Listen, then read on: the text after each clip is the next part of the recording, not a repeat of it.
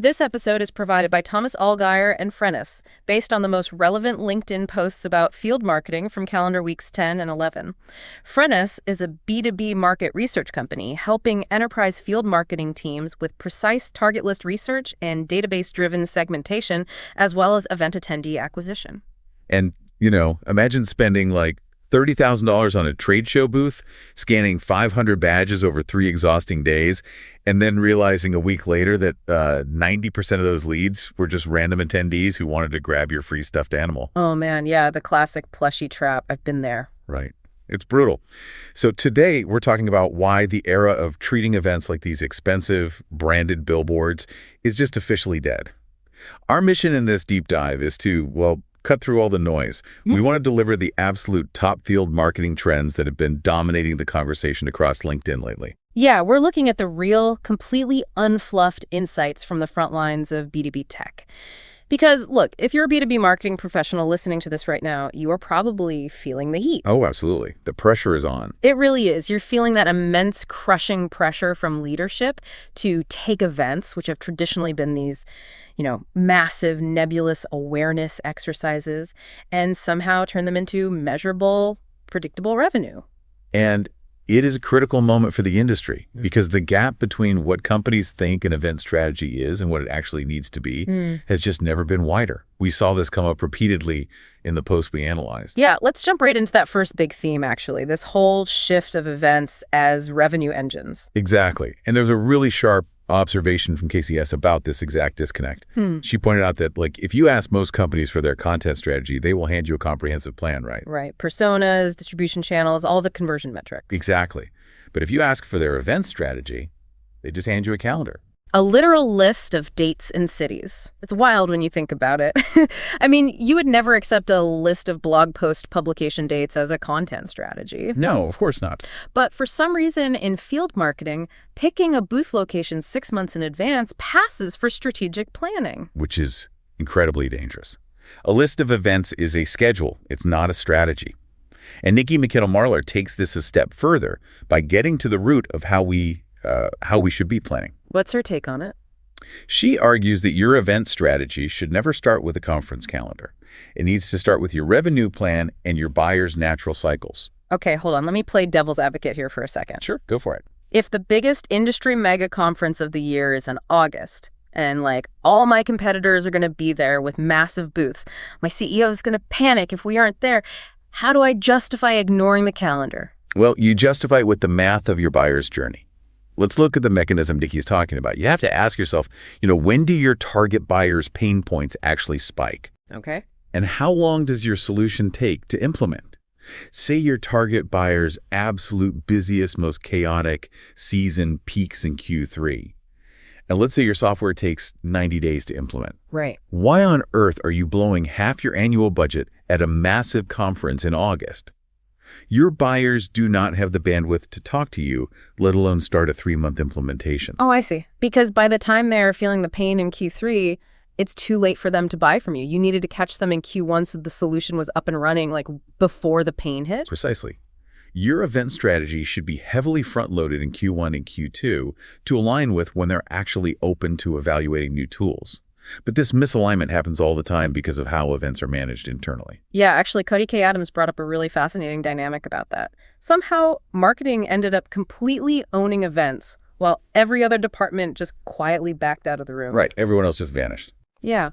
Leadership says, make it look impressive. Sales says, call us when the leads are ready. And then marketing is left holding the bag, trying to prove a massive ROI in 30 days. It's an impossible situation. It is. And I love Cody's point because it highlights the fundamental flaw in modern field marketing. If sales isn't intimately involved in shaping the conversation strategy before the doors even open, we aren't running a revenue engine. We're just hosting a branded hangout. A very expensive branded hangout. Exactly. And when you do that, your sales reps just end up standing around the booth looking like decorative plants. I mean, they're just ferns with name tags, waiting for someone to make eye contact. It's a painful visual, but it's incredibly common.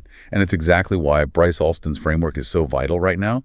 He laid out this 30-day playbook for a new head of event marketing. Oh, yeah, the playbook. Yeah, and his first step is entirely about dismantling that branded hangout mentality. He says, before you spend 30 grand on a booth, you have to look at your CRM data. You take the event's attendee list and cross-reference it with your ideal customer profile. Okay, but what if the density isn't there? Like, what if only a handful of your target accounts are actually attending? Do you still go just for the brand presence? Bryce's advice is uncompromising there. If the density isn't there, do not buy the booth. Wow. Just skip it entirely. Yep. Take a fraction of that budget, buy a flight and a hotel for your best sales rep, and just have them walk the floor to visit those specific target accounts.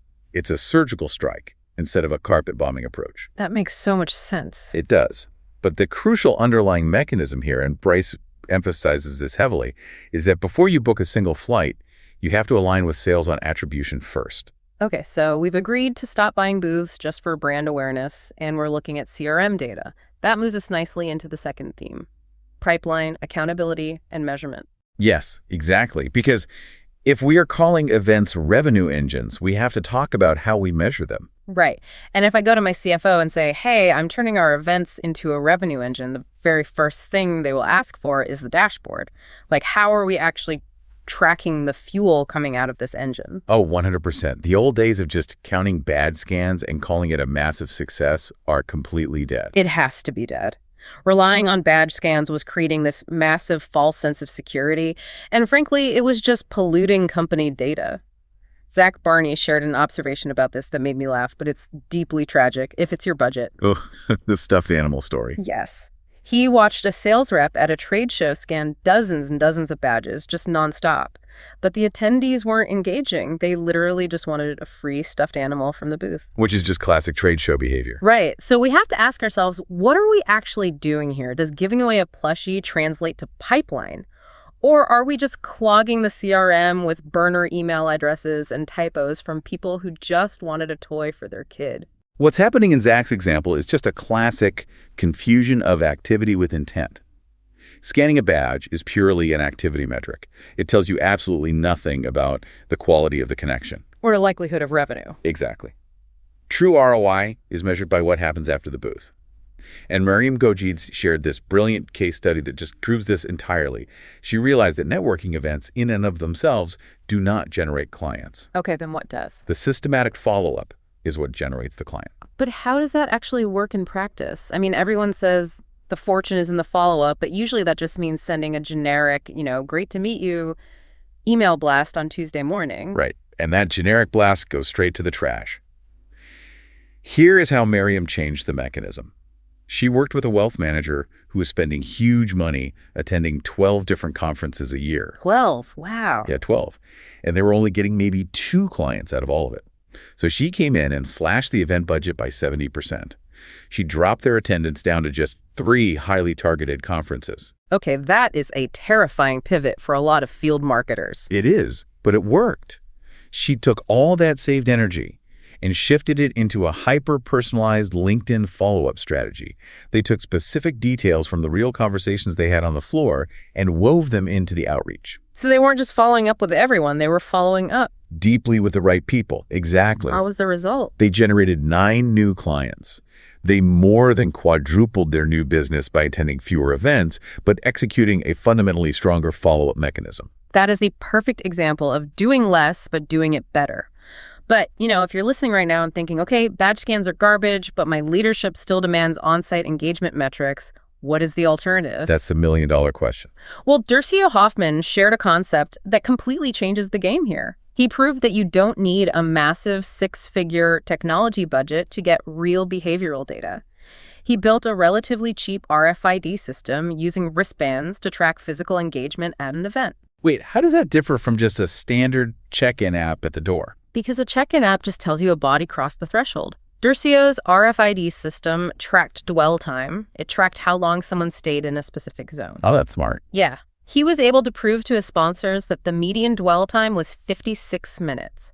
He could show that 22% of people returned on multiple days. This isn't just like good vibes or a head count. This is quantifiable intent. And this perfectly aligns with a concept Jason Elko brought up, which I am absolutely fascinated by: the rise of the event engineer. The event engineer. That marks a huge psychological shift in the industry. It's the difference between hiring an interior decorator and a master plumber. Right. The traditional event planner is making the room look nice. They're picking the catering, choosing the uplighting, but the event engineer is laying down the invisible pipes. The data flows. Exactly. They are building the API connections, the CRM tags, the automated workflows.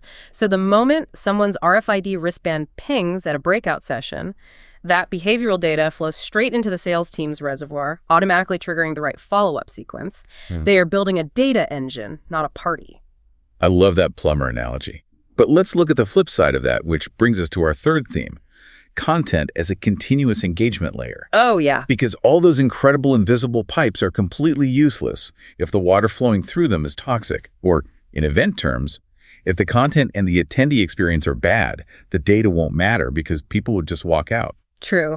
If you track my dwell time and it is 3 minutes because the keynote was painfully boring, your fancy RFID system just proved that your event needs a massive overhaul. Exactly. The technology can't save a bad experience. And the nature of what attendees actually want from that experience is shifting dramatically right now. Nope. Well, Marcus Sheridan made a really astute observation about the types of content we're putting on stage. He noted that for the last few years, event organizers bought heavily into this TikTokification of events. Oh, I hate that. Right. They assumed human attention spans were permanently fried, so every session had to be this 20-minute, bite-sized, high-energy burst. But Marcus is seeing that trend start to die. Finally. I mean, I cannot stand flying across the country just to watch a live-action Twitter thread. But why is it dying now? What changed? The complexity of the problems B2B buyers are trying to solve has changed. Marcus points out that event organizers are finally booking 90-minute deep dives again. Wow, 90 minutes. Yeah. Think about the cognitive mechanism here. If you are a buyer trying to understand, say, the implementation of generative AI across a 5,000-person enterprise, you are dealing with massive career risk. Oh, yeah. If you mess that up, you're fired. Exactly. A 20-minute motivational speech does not mitigate that risk. You cannot just be inspired. You require actual rigorous learning. You need to roll up your sleeves, look at the architecture, and really understand the how. That makes total sense. Risk mitigation requires depth. And here is where it gets really interesting, because depth isn't just about how long the speaker is on stage. It is deeply tied to the physical environment you put the attendees in. Oh, for sure. Arthur Carrick's posted something that made me rethink every conference I've ever been to. He said, and I quote, "Your floor plan is your strategy." That's a bold claim. How does a floor plan dictate strategy? Well, Arthur points out the psychological friction of traditional setups. Companies will spend an absolute fortune on a luxury venue, and then they just line up 300 chairs in traditional theater rows. Right, staring at the stage. Yeah. He calls it expensive boredom. If you design a room for passive consumption where everyone is just staring at the back of someone else's head, you're going to get passive participants. You are literally building a room that discourages human connection. So what's the alternative? To drive real engagement, you have to design the space to lower the friction of networking. You need lounge clusters. You need gaming zones. You need these transitional areas that give introverts a natural, low-pressure reason to start a conversation without feeling like they are speed dating. That realization that the environment dictates the depth of connection is exactly what is driving the massive surge in micro events right now. Yes. We saw fantastic breakdowns on this from Manis Metarata and Alex Adkins. They are finding that smaller, high-intent formats are just vastly outperforming massive, overwhelming trade shows when it comes to pipeline generation. Actually, Alex Adkins published a blueprint on exactly how to spend a $10,000 budget on a micro event. He says you start with a highly curated list of just 20 to 40 people. Okay, very small. Very small. Then you choose an experience they will actually leave their house for, like a private chef-led dinner. You include exactly one branded activation so it doesn't feel like a tacky timeshare pitch, and you build in highly structured networking. It sounds incredibly effective, but there is a trap here. Manis Metarata provided a very necessary warning for any team trying to scale this. A single chef-led dinner is easy. But if you want to make micro events a core, scalable part of your revenue strategy, you need what he calls an invisible structure of governance. Invisible structure of governance. I love that. It sounds like something out of a spy novel. Can you unpack what that actually means for the marketer on the ground? Well, governance just means you are absolutely never leaving the networking up to chance. It means strict, ruthless qualification for who even gets an invite to the room. Okay. It means intentional seeding. So if you have a prospect who is hesitant about your onboarding process, you don't just let them sit anywhere. You strategically seat them next to a current happy client who recently went through onboarding. Oh, wow. You are engineering the serendipity.